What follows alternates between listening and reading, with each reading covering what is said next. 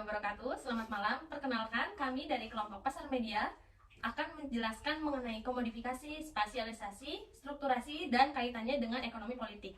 Sebelum kita mulai, untuk menjelaskan materi, kita perkenalan dulu ya. Aku Revina, Aku Elia, aku Rika, dan aku Rasma, serta Aku Yulen. berikut ini adalah video penjelasan dari kami. kan kemarin tuh kita dikasih tugas ya, suruh jelasin bagaimana proses dari 3 konsep dasar ekonomi politik.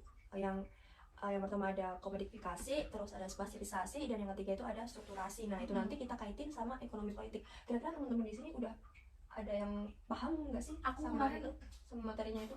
Jadi kemarin aku udah nemu yang komodifikasi. Jadi komodifikasi itu asalnya ada dua kata, komoditi dan modifikasi. Jadi komoditi itu artinya barang atau jasa yang punya nilai ekonomi, sedangkan kalau modifikasi itu perubahan fungsi atau bentuk. Jadi komoditi itu bisa dikatakan sebagai perubahan nilai atau fungsi dari suatu barang atau jasa menjadi sesuatu yang punya nilai ekonomi. Jadi bisa dimaknai juga sebagai transformasi perubahan nilai guna pada barang atau jasa menjadi nilai ekonomi. Jadi gitu guys. Oh, kan ini tadi kamu udah nyebutin modifikasi. Pasti ada bentuk-bentuknya modifikasi kan Iya, gitu. Itu iya. tuh apa aja sih sebenarnya? Benar. Jadi kalau menurut Vincent Mosco itu ada 3 bentuk komodifikasi. Yang pertama itu ada komodifikasi isi. Jadi kalau komodifikasi isi ini kaitannya sama konten-konten yang ada di media komunikasi. Terus yang kedua ada komodifikasi halayak. Jadi media ini menciptakan program untuk mendapatkan halayak yang banyak gitu. Kemudian diikuti dengan rating yang meningkat gitu. Jadi sesuatu program ini tuh tujuannya tuh untuk mendapatkan rating yang bagus gitu. Untuk itu makanya banyak halayak yang tertarik. Jadi yang terakhir itu ada komodifikasi tenaga kerja. Jadi kalau komodifikasi ini tuh kayak transformasi proses kerja dalam kapitalisme gitu. Jadi si pekerja ini kan punya keahlian, terus juga dia tuh punya jam kerja gitu. Jadi kayak transformasinya itu mereka bekerja mengeluarkan tenaga dan pikirannya buat mendapatkan nanti menciptakan program-program yang di atas tadi. Terus mereka juga kan meluangkan jam kerja mereka gitu, mengorbankan waktu mereka. Jadi dijadikan komoditas dan dihargai dengan gaji gitu guys. Jadi gitu guys penjelasan dari 3 bentuk komodifikasi itu. Kira-kira ada yang mau ditanya lagi nggak? kalau proses komodifikasinya itu kayak gimana?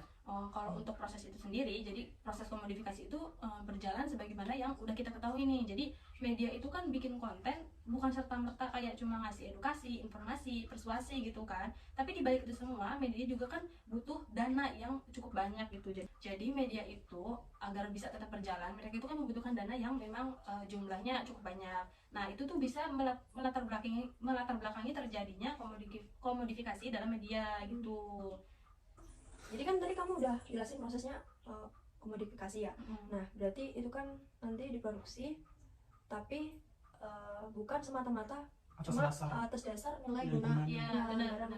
Jadi lebih kepada nilai tukarnya gitu guys. Jadi Itu yang lebih penting. itu lebih penting karena memang itu intinya pertukaran itu. Jadi Revina tadi kan udah ngejelasin ya proses komodifikasi itu kayak gimana.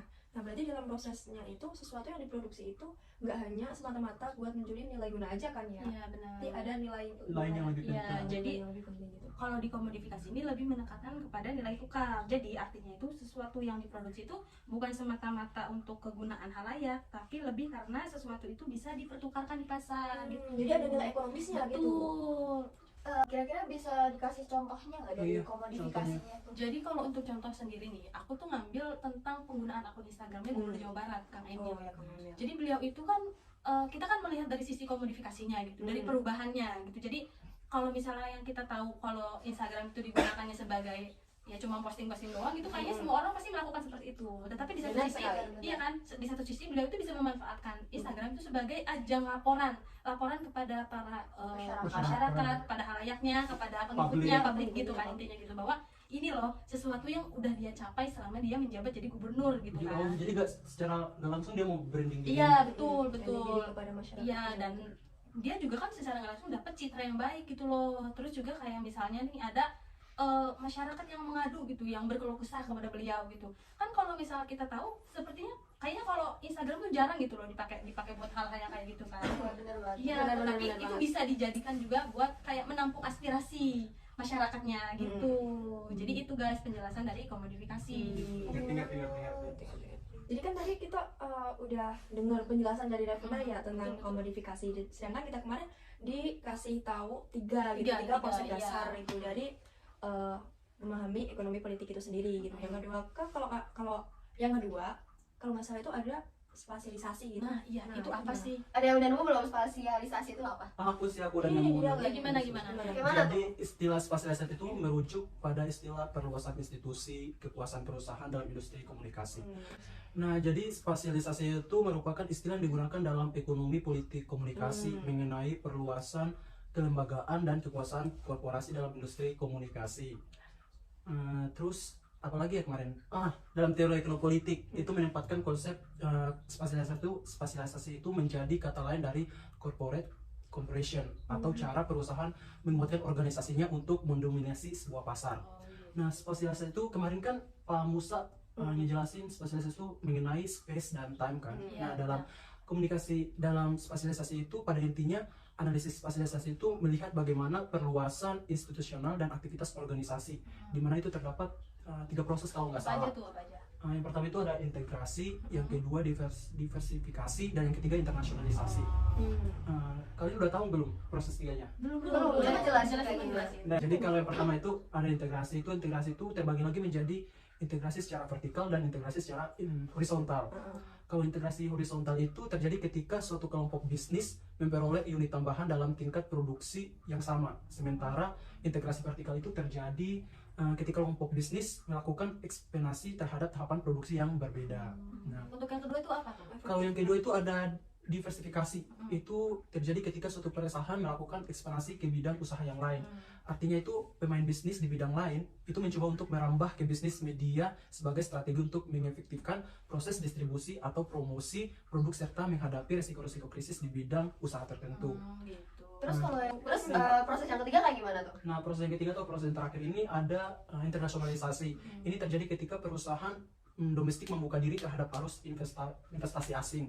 Seperti halnya bisnis umumnya di Indonesia kan, modal asing menjadi kebutuhan karena terbatasnya modal domestik yang dapat digunakan untuk ekspansi pasar. Berarti ini udah masuk ke kancah internasional gitu Ya, betul. Itu untuk mencari modal gitu. atau contohnya? apa sih? Apa? Untuk menanam Tanam modal gitu Iya, ya. tanam modal. Investasi gitu. Hmm. Ada contohnya nggak sih kalau kayak gitu? Ada. Kalian Gimana? pernah tahu? Kalian pasti tahu kan yang MNC Group. Oh, iya. banget tuh. Itu siapa sih pemiliknya kalau Hari Hari Tanjung Tanjung. Tanjung. Siap hari. kegiatan usaha yang dimiliki kelompok MNC itu atau biasa disebut media Nusantara Citra sangat beragam dan meliputi berbagai bidang usaha kan. Itu Banyak biasanya ya untuk melancarkan strategi perluasan perusahaan, aktivitas yang dilakukan itu adalah dengan merger dan mengakuisisi atau mengambil alih perusahaan lain, sehingga banyak ditemukan bahwa kelompok usaha ini melakukan praktik ekonomi dengan mendominasi dari sisi produksi maupun distribusi media yang ada. Selain akuisisi itu, MNC Group juga membangun perusahaan-perusahaan baru yang mendukung industri induk usahanya. Nah, kegiatan-kegiatan itu biasanya disebut dengan spasialisasi. Nah, MNC juga itu atau MNC Group itu memiliki dan mengelola 3 stasiun televisi nasional. Itu biasanya televisi-televisi besar yang biasa kita ketahui sampai sekarang itu ada RCTI, Oh ya, MNC. MNC, Iya. satu lagi apa? Global TV, atau biasa disebut sekarang GTV. JTV. Ya, Iya. Selain itu, MNC juga mengoperasikan berbagai saluran radio, itu radio terbesar di Indonesia melalui MNC Network gitu. Kemudian PT Star Media. Iya. Kalau buka televisi kan biasanya muncul kan itu logo PT Star Media itu untuk mencari atau mempromosikan artis-artis berbakat di dunia hiburan gitu. Dari 3 proses tadi yang udah dijelasin, sudah jelaskan bahwa MNC itu melakukan spasialisasi itu atau perpanjangan institusional media itu dengan cara membentuk korporasi vertikal dan juga horizontal. Gitu. Terus nih kan ini tadi kita udah dengar 2 konsep ya. Dua Ada konsep. satu lagi berarti ya. Iya, siapa ya? Satu lagi siapa yang bilang? Itu gimana Itu ya? strukturasi nggak sih? Iya ya, strukturasi. Itu Nah, gimana maksudnya? kalau yang dari dijelasin Pak Musa kemarin, strukturasi itu bagaimana membuat sebuah struktur yang dilakukan dengan cara berkomunikasi oleh sesama pemilik power. Nah, Gimana tuh? itu contohnya ya, contohnya nih. Tadi dari Yulen kan, Oh, yang MNC Group. iya MNC Group. MNC Group tuh punya si Pak Tanu, Haritanu. iya Pak Haritanu kan. Nah, Pak Haritanu itu adalah pemilik dari MNC Group dan juga sebagai ketua dari partai politik, iya, ya kan? benar-benar. Itu tuh setiap iklan kan pasti ada tuh marsnya, pasti Oh. orang-orang pada hafal lah ya. Perindo. Iya, Iya, bener banget. Nah, Kalian hafal juga nggak? pasti Pasti lah, hafal, harus pasti hafal. hafal. Gak mungkin gak hafal kalau lihat TV mah.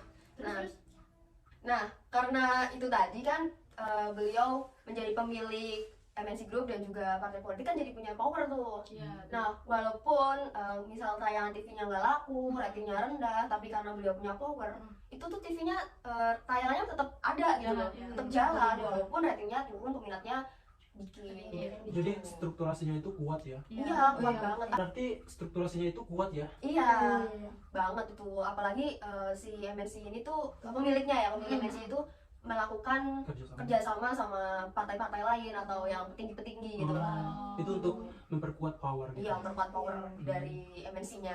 Jadi itu dia membentuk struktur yang kuat Kuat. untuk Jadi dari ketiga penjelasan nih Yang tadi konsep yang tadi. konsep tadi yang kita bersama-sama jalani. Kira-kira ada nggak sih kaitannya sama ekonomi politik itu gimana? Iya, gimana sih? iya tuh. Kalau dari aku ada sih. Oh, kamu udah dapat? Ada, iya dapat. Gimana tuh? Contohnya dari punyanya si Evina ya, kan dia tadi Yang udah komodifikasi ya. Iya. kan tadi dia udah menjelaskan komodifikasi itu seperti apa dan contohnya juga bagaimana.